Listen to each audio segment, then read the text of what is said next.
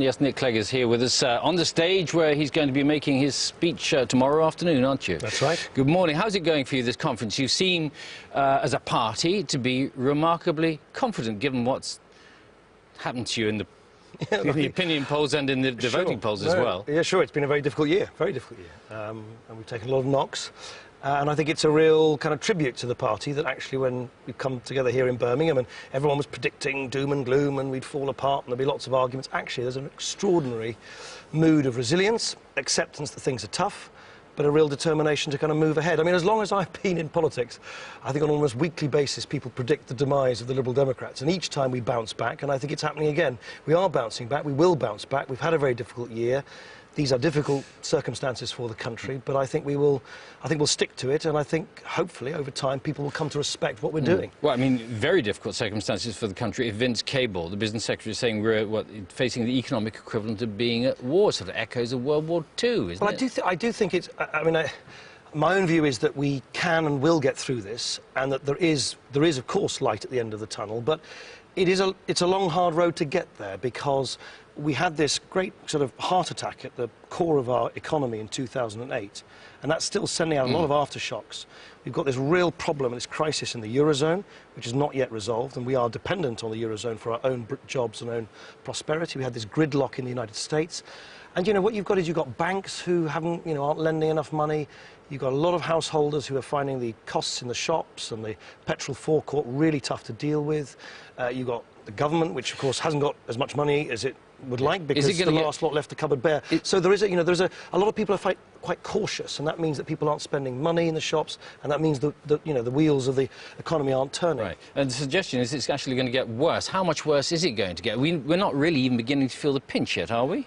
Generally, well, what do you think? I disagree with that. I think people are feeling the pinch, really feeling the pinch. They are, but I mean, the pinch could get a lot worse. That's my point. Well, I think it's very difficult to kind of stare into a crystal ball and be certain about the future. I think it'll be helped enormously if real political leadership could be exercised in the Eurozone to provide a kind of roadmap out of their problems. Because I think as long as there's the real uncertainty about this huge, it's the world's largest borderless single market, and we're part of it, and that I think has a knock-on effect on us. And it creates a lot of uncertainty for companies who then say, well, we're not going to invest in the new factory, we're not going to create new jobs. We need people to feel more confident, and confidence is something which is... You can recognise it when you see it, but it can disappear quite quickly, and we need to do everything we can. That's why the government is giving tax cuts to millions of people on low and middle incomes. That's why we're giving support to manufacturers. I visited Jaguar Land Rover yesterday.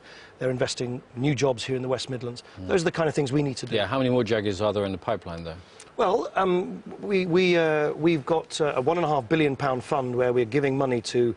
well, not just giving out money, but we're allocating money to companies that tell us that they say, for instance, that they would open a new plant somewhere, but they just need a little bit of a top-up from government to do that. And we're doing that particularly in manufacturing, because I believe one of the things that's gone wrong over the last 15, 20 years is that we relied far too much as a country on all the financial wizardry in the City of London, and not enough on those old traditions here in the West Midlands and elsewhere in the country of designing things, innovating, making things and exporting things. That's what we've got to rediscover as a country.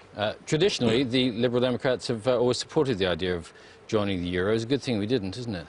Look, I think clearly, with the benefit of hindsight, you can say that it would have been a huge error. I don't think anyone could have predicted at the time that the Euro was created that the rules, which were supposed to be in place to ensure that everybody kind of looked after their own financial affairs properly, would be so spectacularly ignored and broken. And I think history will judge the then French and German governments very, very unkindly, who some years ago basically signalled that the rules could be relaxed, because that then sent a signal out to everybody else that, oh, well, in that case, we don't really need to keep our house in order. And now I think we're dealing with the consequences. Lord Ashdown, Paddy Ashdown, who used to be party leader, of course, says in effect that Euros, as it is, has had it.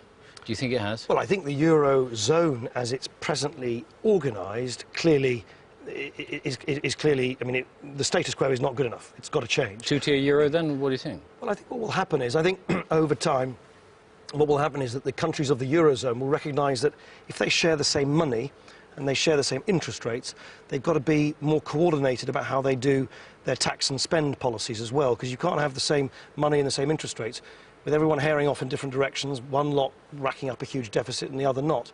That's not sustainable. So you need a bit more discipline in the system. That will happen. I just hope it'll happen relatively quickly, and that the political direction given to the Eurozone, particularly in Berlin and Paris, France and Germany, is set out explicitly quite soon. I think it'll calm people down in the markets and give us all the space to rebuild that confidence that we need to see back in our economy. Let's talk about the coalition for a second, if we may. Last year, the party was in the first flush of this political marriage, if you like. Now, the gloss seems to have worn off, and one or two people, even the party president, beginning to mention the D word. Oh, no, this coalition government is going to last the full course. I mean, about that there is absolutely no doubt at all. The full course being how long, though? Well, until 2015. We've done more than that. We've actually legislated just last week to make it in law, saying that parliaments from now on will be 5 years long. We recognise, on both sides of the coalition, by the way, both Liberal Democrats and Conservatives, that this coalition government didn't just come about out of sort of an arithmetical accident that no one had a majority, because no one won the election. The British people said to Gordon Brown, David Cameron and myself, none of you deserve a majority. There was another kind of more profound reason, which is that the country was in a perilous state. People's memories are short. When we came to power last year, the money we owed as a country, the deficit, was worse than Greece, worse than Portugal, worse than Ireland. OK, how much of a disagreement, for instance, though, on foreign policy have you had on the question of Palestine and the Palestine being recognised as a state at the United Nations? Do you disagree with the Prime Minister about it? Look, we have debates, of course we do, in government. The senior members of government on an issue like this, the Foreign Secretary, the Prime Minister and myself, we talk about this a lot, of course we do.